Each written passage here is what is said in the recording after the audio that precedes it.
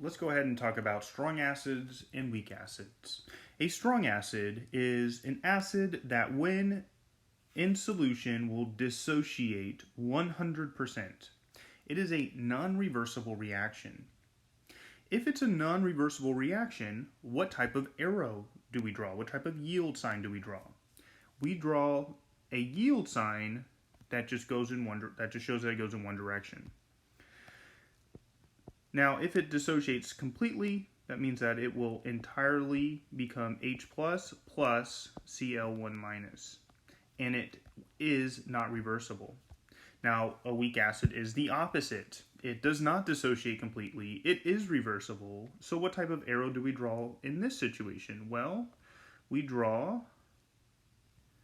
arrows that are showing that it's reversible. So we draw a double arrow as such. Now this does become H plus. This becomes F1 minus. And so again, a strong acid will 100% go to the product side. A weak acid is reversible. Not all of it will go to the product side. So for this particular example here, it says write the equation describing the ionization of HCl in water, and then find the concentration, which concentration is molarity, which is what we were learning right before the break. Molarity is moles over liters. Just a quick reminder. So it's wanting us to find the concentration of H3O+. And so when HCl dissolves in solution or dissociates in solution, this happens to be a strong acid. It will 100% become H1 plus Cl1 minus. Now, just a quick reminder, when it's talking about the concentration of H3O+, what it's really talking about is the concentration of H+.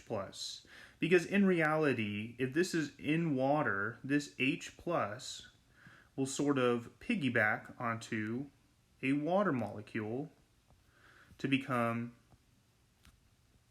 H3O+.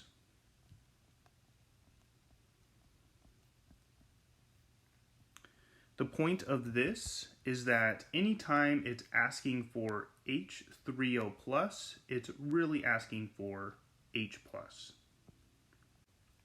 So let's go ahead and talk about how do we find the concentration of that, the molarity. Well, it tells us the molarity of this. The molarity of this is 0.100 molar solution. And if it's 100% going this way, that means that this also is going to be 0.100 molar as well. And that's because 100% of this is going to go to the product side because it's a strong acid. Now in this situation, we have acetic acid because this is acetate and ate becomes ic, so it's acetic acid. So we have HC2H3O2, and it will become H plus C2H3O2, 1 minus. But what did I do incorrectly about this? Well, this happens to be a weak acid, and a weak acid is reversible, and so we need to show that it's reversible. Now,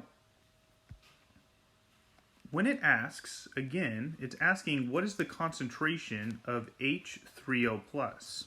But it's not asking for the specific amount because we have not learned how to calculate that yet. But rather what it's asking, is it greater than, less than, or equal to 1? Or equal to 0.1 molar?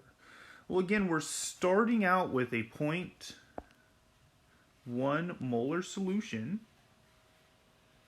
of this. And so the question I'm going to ask you is, will we have a 0.100 molar solution of, or will the concentration of H plus be 0.100 molar?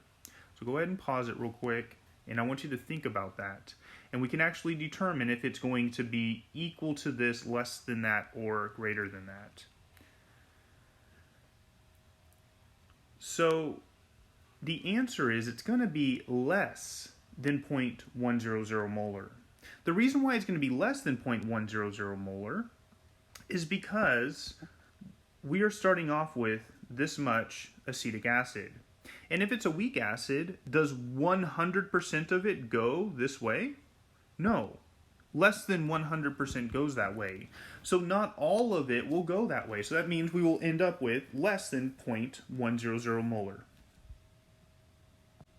For the next question, questions 2 and 3, we want to classify each of the beakers below as a strong acid or weak acid. So again, you have to remember this is the acid. Strong acids dissociate 100%. And so which of those beakers is showing the acid dissociating 100%? Go ahead and pause the video and try to figure that out. It's this one. That is the strong acid. A strong acid will dissociate 100%. This one is the weak acid. And we know it's a weak acid because is it 100% dissociating? Well, again, this is the acid molecule. You can see that we have some of these in there. Some of them are not dissociating, which means that it's a weak acid. And strong acids, by definition, have a K value that's greater than 1. And weak acids have a K value that's less than 1. In fact, sometimes they are really, really small K values.